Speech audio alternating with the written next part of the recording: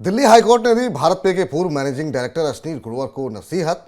Axis bank कर रहा है एक नई पहल और जैक मा के हाथों से छूट गई है एंट ग्रुप की कमान। ये वे खबरें हैं जो आज हम आपको विस्तार से बताएंगे फिनो मनी में। नमस्कार, मैं हूं विपुल सिंह और हमारे शो में एक बार फिर से आप सभी का स्वागत है। आगे बढ़ने से पहले जान लेते हैं कि आज के शो में हम क्या कुछ बताने वाले हैं, क्या कुछ खास दिखाने वाले हैं। और उससे पहले आपको बताएंगे सबसे पहले कि भारत पे को आरबीआई से एक बड़ी मंजूरी मिली है। आखिर में इसके मायने क्या हैं, इसको विस्तार पूर्वक चर्चा करेंगे आज के हमारे इस खास शो में। इसके बाद हम अपनी स्पेशल रिपोर्ट दिखाएंगे आपको और उसमें बताएंगे कि किस तरीके से स्टार्टअप्स का बिजनेस मॉडल जो है वो कोलैप्स हो रहा है। आखिर में एक के बाद एक स्टार्टअप्स के अंदर छटनी की समस्या और बाकी समस्याएं क्यों पैदा हो रही है, इन सब के बारे में करेंगे विस्तार से चर्चा। और सबसे आखिर में हम चलेंगे फिनोलैब में और जहां हम आपको बताएंगे कि इंसर्ट टैक्स क्या होते हैं और ये किस तरीके से काम करते हैं। तो ये तो आपने जान लिया कि क्या कुछ हम बताने और दिखाने वाले हैं, लेकिन बुलेटिन की शुरुआत करें उससे पहले जान लेते हैं बड़ी खबरें क्या हैं। तो सबसे पहले शुरुआत करते हैं सुर्खियों के साथ। भारत पे को मिली ऑनलाइन पेमेंट एग्रीगेटर के तौर पर काम करने को मंजूरी। रिजर्व बैंक ने इसके लिए दी है इन प्रिंसिपल अप्रूवल यानी कि सैद्धांतिक मंजूरी। कंपनी की subsidiary resilient payment sir private limited को मिली है ये मंजूरी। भारत पे की 100% स्वामित्व वाली सब्सिडरी है रेजिलिएंट पेमेंट। रेजिलिएंट पेमेंट अब दे सकती है मर्चेंट और ई कॉमर्स साइट्स को पेमेंट सर्विसेज।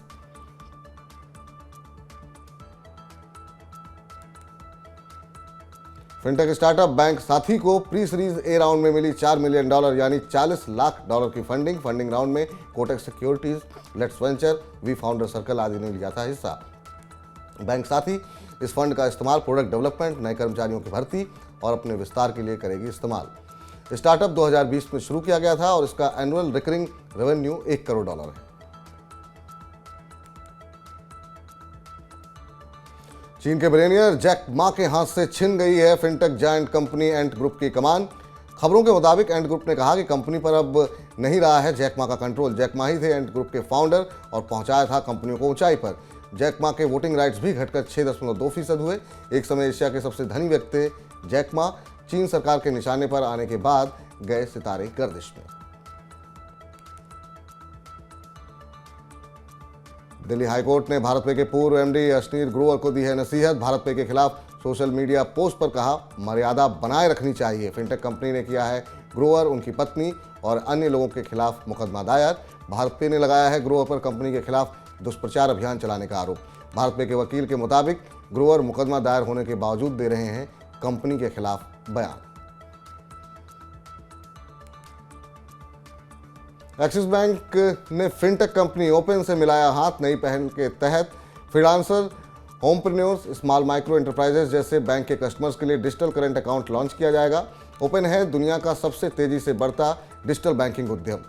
एक्सिस बैंक के देश भर में 4760 ब्रांचेज हैं और वो कराता है कृषि, एसएमई और खुदरा कारोबारियों को सर्विस मुहैया।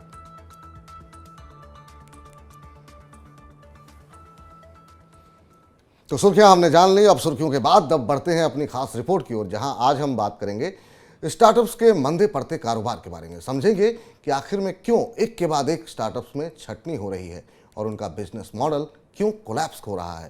तो ये सब समझने के लिए, जानने के लिए देखते हैं हमारी ये खास रिपोर्ट। स्टार्टअप्स का बुलबुला क्यों फूट रहा है, लॉस बढ़ता जा रहा है, एक के बाद एक सब छटनी किए जा रहे हैं।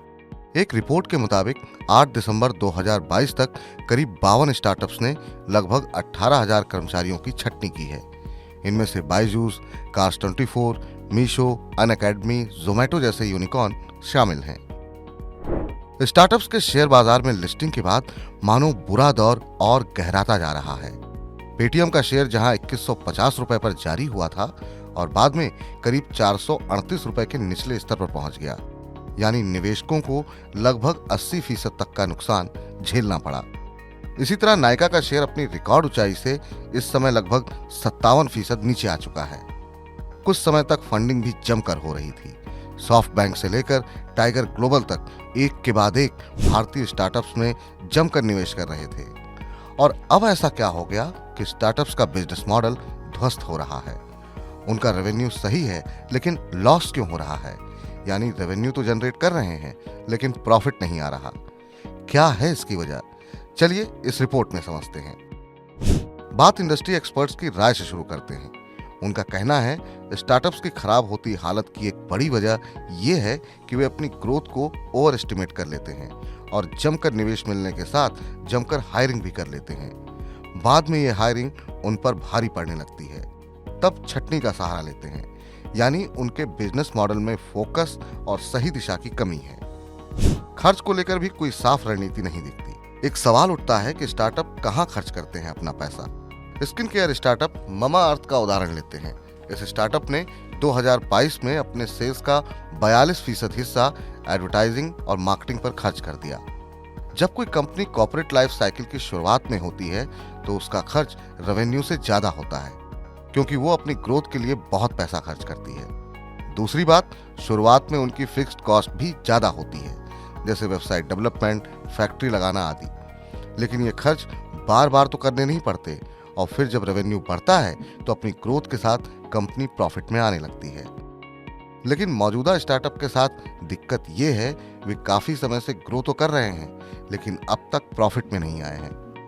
पहले कोविड आया और उसके साथ दिक्कतें आईं। अब उसके बाद स्टार्टअप की फंडिंग में कमी आई है, जिस वजह से उनके और ग्रो करने में मुश्किल आएगी और इस वजह से प्रॉफिट में आना मुश्किल होगा। इन स्टार्टअप के बिजनेस मॉडल में एक और दिक्कत है, जिसे हम ऑनलाइन फूड डिलीवरी ऐप्स के उदाहरण से समझ सकते हैं। जोमैटो, स्विगी जैसे स्टार्टअप कस्टमर्स को लुभाने के लिए रोजाना ही डिस्काउंट देते हैं, लेकिन उनके पास ऐसा कुछ भी नहीं है कि कस्टमर उनके साथ बने रहें। इसे ऐसे समझ सकते हैं कि जब वे डिस्काउंट देना बंद कर देंगे तो ये लगभग तय है कि कस्टमर उनका इस्तेमाल करना बंद कर दें। ये भी हो सकता है कि तब तक कोई और नया ऐप आ जाए जिस पर जमकर डिस्काउंट मिल रहा हो। इससे आपको एक बात तो समझ में आ गई होगी कि स्टार्टअप के बिजनेस मॉडल में ऐसी चीज नहीं दिख रही जिससे वो लंबे समय के लिए कंपटीशन को बीट कर पाएं और मार्केट को डोमिनेट कर सकें। तो उम्मीद करते हैं कि अब आप स्टार्टअप की दुनिया में गहराते हुए संकट के कारणों को अच्छी तरीके से समझ गए हैं। आगे भी हम इसी तरह से जुड़ी खबरें तमाम आप तक पहुंचाते और बताते रहेंगे, लेकिन अब हमारे इस खास शो के आखिरी हिस्से में चलने का वक्त हो गया है, आखिरी सेगमेंट में जाने का वक्त हो गया है, जिसे हम कहते हैं फिनोलैब। जी हाँ, फिनोलैब में जहां हम आपको कुछ तकनीकी शब्दों के मायने समझाते हैं, और इस कड़ी में आज हम बात करेंगे इंसरटेक्स की कि आखिर ये होते क्या हैं और ये काम कैसे करते हैं। देखते हैं खास रिपोर्ट। पल पल बदलती इस दुनिया में कुछ भी हो सकता है और किसी अनहोनी को ध्यान में रखकर ही हम इंश्योरेंस लेते हैं। आमतौर पर इंश्योरेंस यानी बीमा खरीदने के लिए हम या तो किसी इंश्योरेंस कंपनी के ऑफिस जाते हैं या फिर कोई इंश्योरेंस एजेंट फोन पर हमसे संपर्क करता है या सीधे आकर हमसे मिलता है और उससे हम इंश्योरेंस पॉलिसी खरीदते हैं। लेकिन एक तीसरा तरीका भी है इंश्योरेंस खरीदने का, जो है इंश्योरटेक्स। इंश्योरटेक्स दो अलग अलग शब्दों से बना है, इंश्योरेंस और टेक्नोलॉजी। आसान शब्दों में कहें तो इसका मतलब है कि टेक्नोलॉजी और इनोवेशन के जरिए इंश्योरेंस पॉलिसी बेचना या उपलब्ध कराना। किसी और इंश्योरेंस कंपनी की तरह ही इंश्योरटेक भी क्लाइंट से ही रेवेन्यू कमाते हैं, लेकिन वे किसी कर्मचारी के बजाय चैटबॉट्स और ऑटोमेशन का इस्तेमाल करते हैं। उनका कोई फिजिकल ऑफिस नहीं होता। इससे कर्मचारी पर होने वाला उनका खर्च बचता है और उनका कामकाज ज्यादा कुशलता से होता है, और इन सब वजह से वे कम कीमत पर सर्विसेज भी उपलब्ध कराते हैं। लेकिन क्या इसका ये मतलब है कि इंश्योरटेक इंश्योरेंस कंपनियों से बेहतर है? इंश्योरटेक पारंपरिक इंश्योरेंस कंपनी की तुलना में एक अलग तरीके से इंश्योरेंस बेचते हैं। कुछ कस्टमर हो सकता है कि उन इंश्योरेंस एजेंट से बीमा लेने को तरजीह दें जिन्हें वे काफी समय से जानते हैं, वहीं बाकी किसी ऐप को चुने जहां वे अपनी पॉलिसी खुद से चुन सकते हैं और उसे कैंसिल भी कर सकते हैं। तो भाई मतलब ये है कि ये चुनाव आपको खुद करना है। तो अब जाते जाते आखिरी एक महत्वपूर्ण जरूरी बात, हमारा ये शो आप अंग्रेजी भाषा में भी देख सकते हैं। मतलब फिनोमनी शो हिंदी और इंग्लिश दोनों ही भाषाओं में उपलब्ध है। लेकिन ये शो देखने के लिए आपको करना होगा मनी9 का ऐप डाउनलोड। तो देरी ना करें और तुरंत डाउनलोड करें हमारा ये ऐप। तो आज के लिए बस इतना ही। हमारे साथ बने रहने के लिए आप सभी का बहुत बहुत धन्यवाद। अगले एपिसोड में आपसे फिर मुलाकात होगी। तब तक आप अपनी जेब से जुड़ी हर छोटी बड़ी खबर के लिए बने रहिए मनी9 के साथ। फिलहाल के लिए नमस्कार।